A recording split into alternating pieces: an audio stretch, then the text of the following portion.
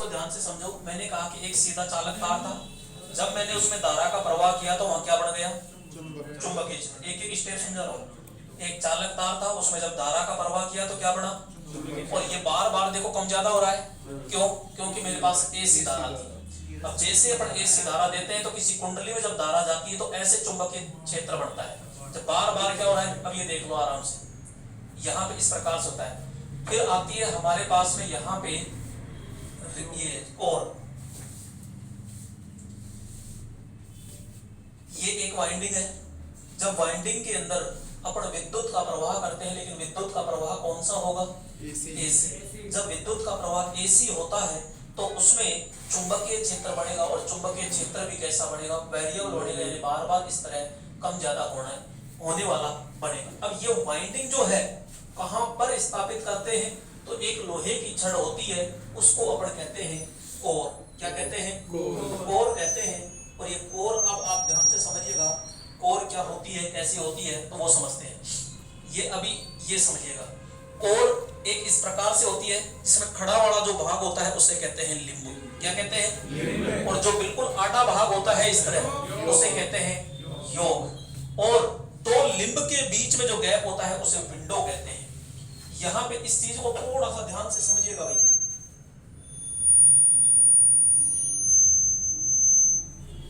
इसको ध्यान से समझिएगा। अपन इधर सप्लाई दे रहे हैं, इधर सप्लाई दे रहे हैं, इस कुंडली के अंदर विद्युत आई, विद्युत आते ही बोलो चुंबकीय क्षेत्र बना नहीं बना? फिर ये हमारी दूसरी कुंडली है, और दूसरी कुंडली पे लोड जोड़ेंगे।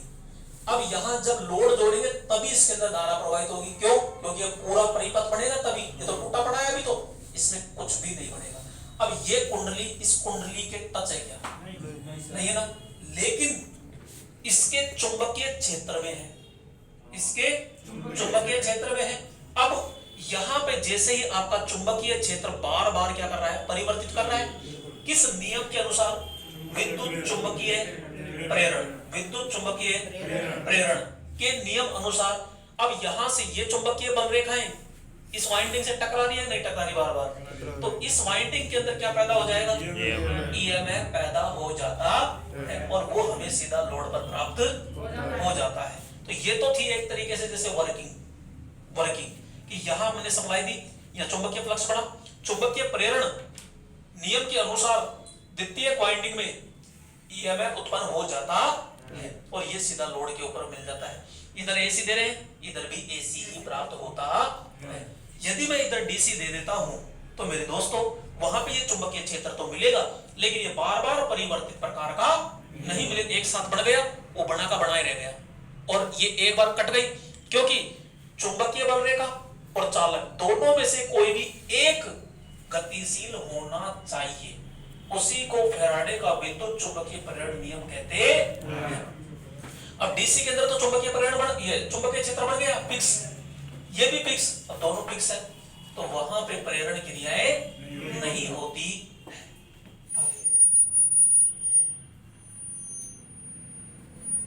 तो इस प्रकार से यहां पे जैसे ही बार बार परिवर्तित हो रहा है, यह ईएमएफ बना, और यहां जैसे हमने लोड जोड़ा, लोड जोड़ते ही क्या पैदा हो जाता है? ईएमएफ पैदा हो जाता है। इधर भी देखो एसी, और इधर भी क्या बना? एसी बन रहा है, लेकिन ये इधर चल रहा है और वो उल्टा चल रहा है।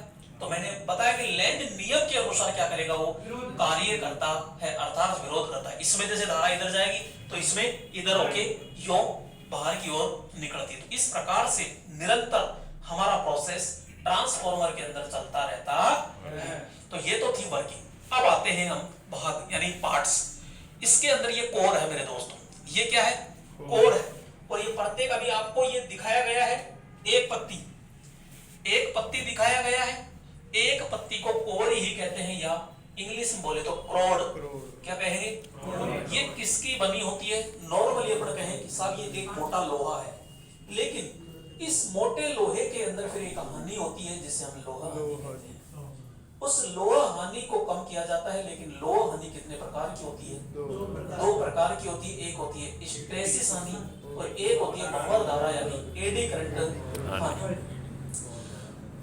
हम चाहते हैं कि इसमें से हिस्टैरिसीस हानि कम हो जाए, तो दोस्तों ये स्ट्रेसिस हानि क्या होती है, तो अपन कहते हैं जब इसके अंदर यानी वाइंडिंग होती है और जब एसी का प्रवाह होता है तो ये चुंबक जो है ये बार बार चुंबकित व विचुंबकित होती है, जिससे ऊर्जा खपत हो जाती है। तो अपन चाहते हैं कि चुंबक बढ़े, ये विचुंबक बढ़े, लेकिन बहुत कम बढ़े। एक तो बहुत ज्यादा चुंबकित हो गई और एक बहुत कम हुई, तो अपन चाहते हैं ये कम हो। तो इस लोहे के अंदर क्या मिला दिया जाता है, सिलिकॉन मिला दी जाती है। कितनी प्रतिशत, तो 3 से 5% मिला दी जाती है। और फिर बाद में जो ये तैयार होता है उसे कहते हैं सिलिकॉन स्टील। बाद में क्या कहते हैं, फिर आपसे क्वेश्चन पूछेगा कि ट्रांसफॉर्मर की जो कोर होती है या क्रोड होती है किसकी बनी होती है, तो सिलिकॉन स्टील की बनी होती। एक हमने दूर कर लिया, पर दूसरी हानि होती है इसमें भंवर धारा हानि, एडी करंट लॉसेस होता है।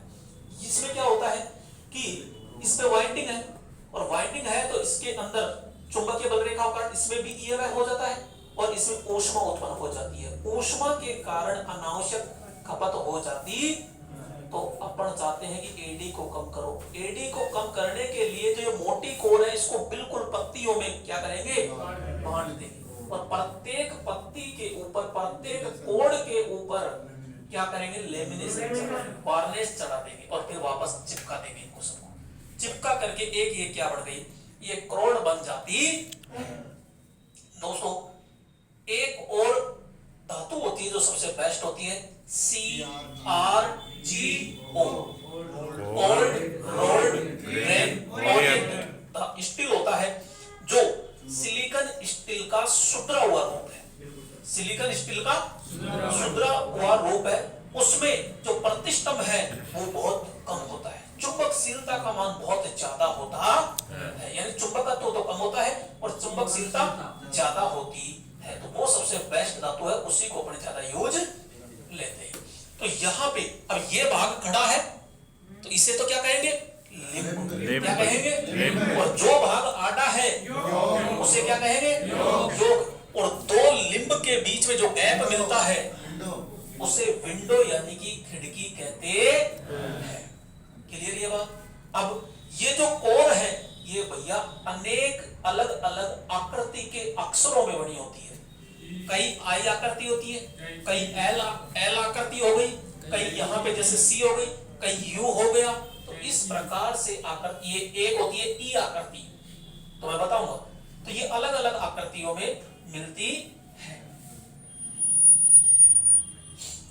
अब जैसे यहां से कट गया, अब इसमें क्या डाल देंगे, ये इंसुलेशन। पहले इंसुलेशन डालेंगे ताकि हमारी वाइंडिंग इस कोर के क्या हो, टच नहीं हो। अब ये क्या डाल दिया हमने, वाइंडिंग, एक प्राइमरी वाइंडिंग और एक सेकेंडरी वाइंडिंग, और ऊपर से इस प्रकार से अपन ने टच कर दिया।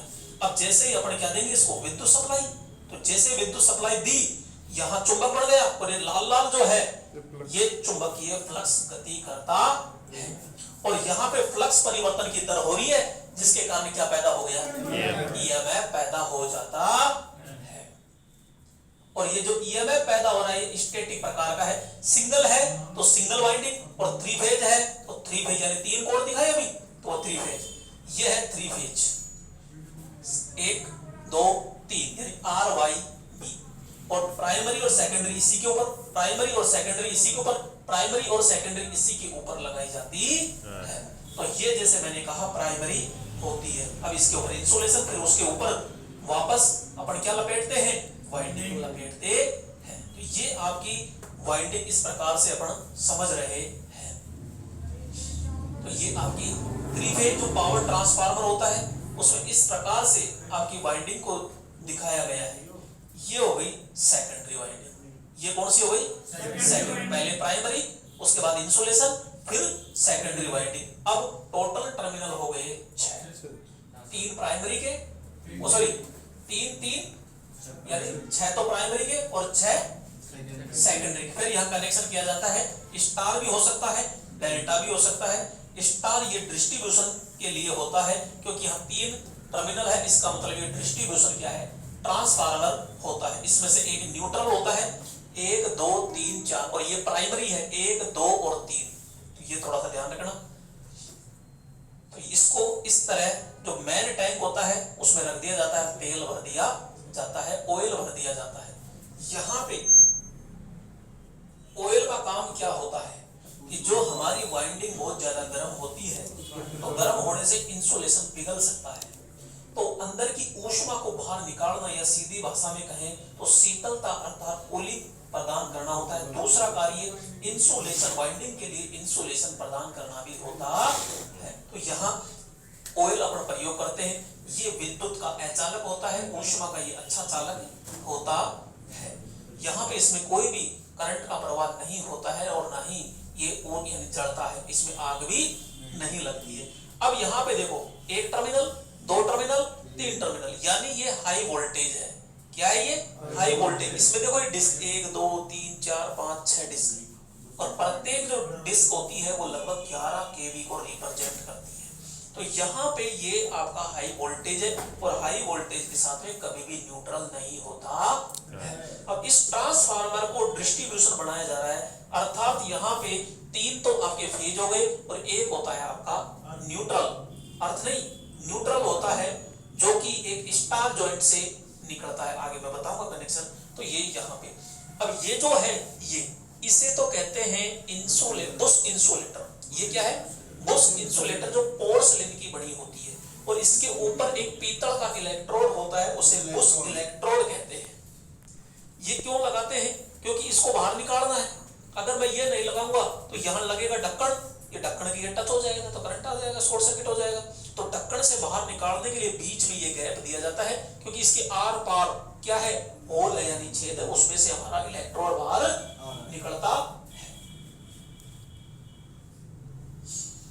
ये ढक्कन लगा दिया आराम से, तो ये टच हो गया, यानी ये इलेक्ट्रोड टच नहीं होता है। ये जो टैंक है, इस टैंक का कार्य समझ लीजिए। इस टैंक का कार्य क्या होता है? यहाँ पे क्या होता है कि जब लोड का मान बढ़ता है, जब लोड का मान बढ़ता है तो तेल गर्म होगा, और गर्म होगा तो आयतन बढ़ेगा, और इसके अंदर जो आयतन है, तेल का आयतन है, वो फैलेगा और फैल करके धीरे धीरे ऊपर उठेगा। तो हमेशा ये जो भाग होता है, इसके अंदर जो तेल का लेवल होता है वो आधा रहता है, 50%, कभी भी फुल नहीं पड़ते, आधा रहता है। जैसे ही तेल का आयतन फैलेगा तो धीरे धीरे ऊपर उठ जाएगा, ऊपर उठ जाएगा तो आराम से जगह प्रदान कर दी। अब ठंडा हो जाएगा तो वापस घट जाता है। तो ये तेल के लिए एक रिजर्व टैंक की भांति काम करता है, इसलिए इसको रिजर्व टैंक भी कहते हैं। ये भी थोड़ा सा ध्यान रखना। यहां से देखो ये ऊपर का आ रहा है और ये नीचे की ओर जा रहा है। नीचे क्या है? इससे क्या लटका हुआ है? तो अपन कहेंगे ब्रीदर लगा हुआ है। क्या लगा हुआ है? ब्रीदर लगा होता है। और एक यहाँ पे ये क्या है? ये बकौल्ज रिले होती है। तो ये कंजर्वेटर और ये मैग्नेट है, इन दोनों के बीच में क्या लगा है? ये बकौल्ज रिले होती है जो आंतरिक दोष को दूर करती है। अब देखो यहाँ ये पत्तियां सी है, ये रेडिएटर है, ठंडा करने के लिए होती है, यानी ट्रांसफार्मर की अंदर की जो ऊष्मा है उसको बाहर निकालती है। अंदर देखो ये लाल लाल वाइंडिंग है, तो यहाँ पे अपने ऑयल भर दिया, ये ऑयल नजर आ रहा है। तो ये अंदर जो हीट होती है उस हीट को बाहर यानी वाइंडिंग को बचाती है हीट से, अर्थात कूलिंग का कार्य करती है। अब इसमें एक पाइप सा नजर आ रहा है, ये इसको कहते हैं एक्सप्लोजन वेंट। इसका कार्य समझाते हैं, क्योंकि जो पावर ट्रांसफार्मर होता है उसमें पंखे अलग से और लगाए जाते हैं, कूलिंग फैन अलग से क्या लगा देते हैं? कूलिंग फैन यहाँ पे अपन लगा देते हैं। अब ये देखो पाइप आ रहा है, तो ये नीचे नीला नीला नजर आ रहा है, वो होता है आपका सिलिका जेल, उसके अंदर भरते हैं। ये देखो लेवल कितना है? आधा। इस प्रकार से आधा लेवल रहता है। और यहाँ पे लेवल जांचने के लिए ऑयल गेज या ऑयल मीटर अपन लगाते हैं, भाई इसमें ऑयल कितना है कितना नहीं है। इसका काम समझो। ये देखो जैसे ऊपर आयतन बढ़ता है तो ऊपर नीचे नीचे ऊपर होता रहता है। यहाँ पे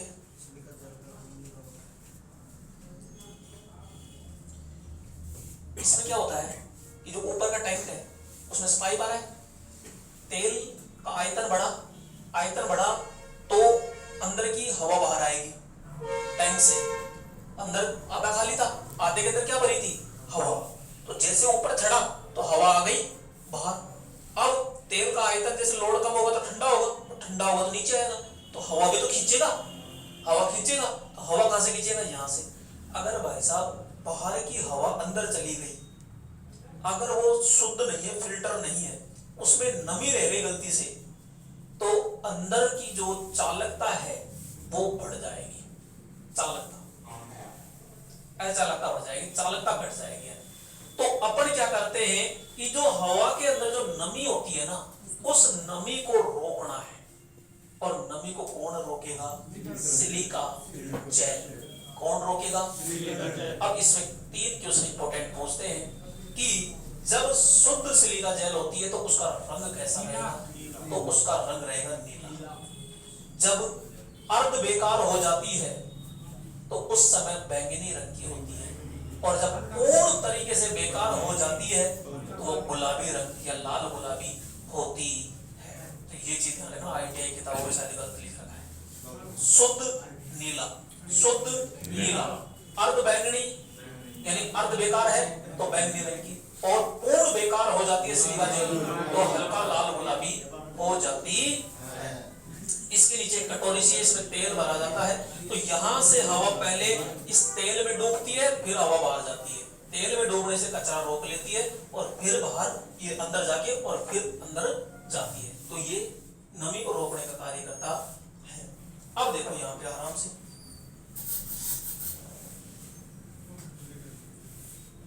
तो यहाँ पे ये तो आपका आ गया ब्रीदर। इस तरीके से यह हवा क्या होती है? फिल्टर होती रहती है, यानी नमी को रोकने का कार्य किया जाता है। जैसे ये एयर है अंदर, तो ये एयर है, ये बिल्कुल क्या होनी चाहिए? शुष्क एयर होनी चाहिए, इसमें किसी प्रकार की कोई नमी नहीं होनी चाहिए। अब अगला पार्ट अपन और देखते हैं। यहाँ पे एक टेम्परेचर जो अंदर का तापमान ये बताती है, और ये है क्या? Bubbles relay. जो भी अंदर का दोष होता है, आंतरिक दोष होते हैं, तो उसकी सुरक्षा करता है, अर्थात अलार्म जुड़ी होती है। यहाँ ये पारा होता है, कांच की बोतल होती है, और ये 2 टर्मिनल होता है। पारा चालक होता है विद्युत का, ये सीधी हो जाती है, सीधी होती है, टच होती है, अलार्म बन जाता है। अलार्म ये कहता है कि ट्रांसफार्मर पर लोड का मान क्या है? अधिक, और कम कर दीजिए। और एक होती है ट्रिपिंग रिले। तो ट्रिपिंग रिले जब बहुत अधिक लोड हो जाता है और ऑपरेटर काम नहीं करता है, तो जैसे ये टच हो गया, और ये टच होते ही ये ट्रिपिंग रिले को ऑपरेट करता है और पूरे लोड को ट्रांसफार्मर से अलग कर देता है, और हमारे ट्रांसफार्मर में किसी प्रकार का कोई नुकसान नहीं होता है। तो ये बबल्स रिले है जो आंतरिक दोष से क्या करती है? सुरक्षा करती है। तो ये थोड़ा सा ध्यान रखना, ये बता ही दिया मैंने। और इसके अंदर एक पॉइंट आता है, एक उधर से वो कंजर्वेट एक्सप्लोजन वेंट, अभी दिखाते हैं आपको एक्सप्लोजन वेंट। ये ऊष्मा ये बाहर जाती रहती है, हवा बार बार निरंतर चलता रहता है। तो मेन तो ये कोर है, ये वाइंडिंग हो गई, ये आपकी टेम्परेचर घड़ी हो गई, और ये जो है पत्तियां सी, इनको रेडिएटर कहते हैं, ताकि इससे हवा टकराएगी और ऊष्मा बाहर निकल जाती है। इस प्रकार से चलता रहता है। अब आगे देखते हैं, और ये भाग इसको समझिएगा, ये क्या है इसको समझिएगा। ये निकला, क्या निकला? ऑयल निकला। यानी जैसे कुकर होता है, कुकर के अंदर प्रेशर तेज हो गया तो सीधी सी बात है सीटी उठ जाएगी, और सीटी में से एयर बाहर निकल जाएगी। तो वो काम तो कौन कर रहा था? ऊपर कंजर्वेटर कर रहा था। लेकिन गलती से अगर सीटी ब्लॉक हो गई, सीटी ब्लॉक हो गई, कोई कचरा फंस गया, तो सीधी सी बात है कुकर फटेगा। अब लेकिन आजकल कंपनी ने उसमें एक सुरक्षा वाल्व और दे दिया। आप अगर ढक्कन को गौर से देखते हो तो जहां से पकड़ते हो उस डंडे के नीचे एक ढक्कन के अंदर एक बोल्ट सा रहता है, वो सुरक्षा वाल्व होता है। उसमें क्या होता है? एक ऐसा पदार्थ भर दिया जाता है जो बहुत अधिक टेम्परेचर बढ़ जाता है, तो पिघल जाता है, उसमें से प्रेशर बाहर निकल जाता है। बाद में वो बोल्ट नया ही लगाना पड़ेगा, ये नहीं कि थोड़ा सा आप मसाला ऐसे भर दिया तो वो कोई काम का नहीं। उसी प्रकार ये है कि गलती से जैसे ऊपर का आपका कंजर्वेटर फुल हो गया, बहुत अधिक लोड दे दिया, अब ये भी फुल हो गया, ये भी फुल हो गया, अब है तो ये फूटेगा ऊपर का, नीचे का फूटेगा, लेकिन नुकसान तो ट्रांसफार्मर का ही है। तो हम चाहते हैं कि बहुत अधिक लोड हो जाता है, तो इसमें एक युक्ति है जिसे कहते हैं एक्सप्लोजन वेंट, या हिंदी बोले तो विस्फोटक वाल्व भी कहते हैं। इसके अंदर आगे डायफ्राम लगा होता है, तो अधिक टेम्परेचर पर ये डायफ्राम टूट जाता है और अतिरिक्त जो तेल होता है उसको बाहर निकाल देता जयपुर के अंदर शिवदासपुरा था एक गांव, वहां पे करीब 2-3 साल की बात हो गई। तो वहां पे एक बारात नहीं, बत्ती आ रहे थे, यानी बत्ती आ रहे थे दिन में। तो जैसे ही वो लेडीजों का झुंड, पुरुष का झुंड था वो तो निकल गया, लेकिन जैसे ही जेंट्स का और लेडीजों का झुंड आया उसी समय ट्रांसफार्मर वहां फूट गया एकदम से। तो वो जो गरम गरम जो तेल था वो सारा चमड़ियों पे आ गया। पूरी वीडियो वायरल हो गई थी। तो लड़कियों के कपड़े भी नहीं रहे, ऐसी स्थिति हुई। 2-3 तो उसमें तुरंत एक्सपायर हो गए थे। हाँ बिल्कुल, आग नहीं लगी, लेकिन जैसे वो गरम गरम तेल आया ना तो वो हो गया। तुरंत पूरे वहां जीएसएस के कर्मचारी थे, सबको सस्पेंड कर दिया गया था। क्यों? नियम के अकॉर्डिंग उनका मेंटेनेंस नहीं हो रहा था। तो ये था। तो वहां पे उसमें ये नहीं लगा हुआ था, इन तरीके से जाम था, पड़ा था वो। तो वहां पे क्या लगा होना चाहिए? एक्सप्लोजन वेंट लगा होना चाहिए, ताकि अतिरिक्त लोड पड़ने पर एक्स्ट्रा ऑयल को बाहर निकाल सके। तो ये है आपका एक्सप्लोजन वाल्व, जो एक बहुत ही सुरक्षा युक्ति होती है। ऑयल निकाल रहा है, एक्स्ट्रा ऑयल। सर यहाँ पर भी और गर्म या आग लग रही है? हाँ, बहुत तेज गर्म आता है, लेकिन ये थोड़ा सा नीचे आता है तो वही नीचे ड्रॉप कर देता है। ये तो एक वो है। और ये सिलिका जेल इस प्रकार से होती है, ये देखो ऐसे ऊपर नीचे, ये एयर दिख रही है, ऊपर चढ़ा तो ये हवा निकली। अब ये नीचे आएगा तो हवा आएगी, तो ये बाहर की जो हवा आ रही है उसको शुद्ध करने के लिए सिलिका जेल अपन यहाँ भरते हैं। ये है हमारी सिलिका जेल। जो शुद्ध सिलिका जेल कौन से रंग की होगी? नीले रंग की होती है। और अर्ध बेकार कौन सी? बैंगनी। और पूर्णतः खराब हो तो लाल गुलाबी। ये देखो, ये है आदि, यानी बैंगनी रंग है ये। अब यहां जैसे अब धीरे धीरे ये लाल गुलाबी बाद में होती है, ये देखो लाल गुलाबी हो गई, तो ये अब बिल्कुल खराब हो गई। ये फिर लास्ट में सफेद भी क्या है? खराब को ही माना जाता है। और शुद्ध करने के लिए फिर ओवन पर इसको गर्म किया जाता है। नीचे ऑयल है, नीचे ऑयल क्या करता है? पहले हवा इसमें डूब के लेगी और फिर बाहर निकलेगी, तो कचरा यही रह जाएगा तेल में। ये है टैप चेंजर। टैप चेंजर क्या करता है? जैसे रोटरी स्विच होता है, वो टर्मिनल चेंज करता है, ये भी टर्मिनल चेंज करता है। यानी यहाँ पे ये वाइंडिंग के टर्न है, उसको क्या करेगा? कम ज्यादा करेगा। तो वाइंडिंग के टर्न अगर कम ज्यादा होंगे तो ऐसा वोल्टेज भी क्या होगा? कम ज्यादा होता है। और रोटरी स्विच हमेशा कौन सी वाइंडिंग पे लगाएगा? सेकेंडरी वाइंडिंग पे लगाया जाता है, जिसके द्वारा जो हमारा वोल्टेज है उसको क्या किया जाता है? कम ज्यादा किया जाता है। तो आपसे क्वेश्चन पूछेगा कि यहाँ पे टैपिंग स्विच कहाँ लगा होता है, तो एक ही जवाब, इस सेकेंडरी वाइंडिंग पर लगाया जाता है, जिसके द्वारा टर्नों की संख्या को कम ज्यादा करके वोल्टेज मान को कम ज्यादा किया जाता है। बस ये चीज आपसे, तो यहाँ पे ये लगा होता है। तो ये चीजें इसके अंदर अपन ने आराम से पूरा ये ट्रांसफार्मर के भाग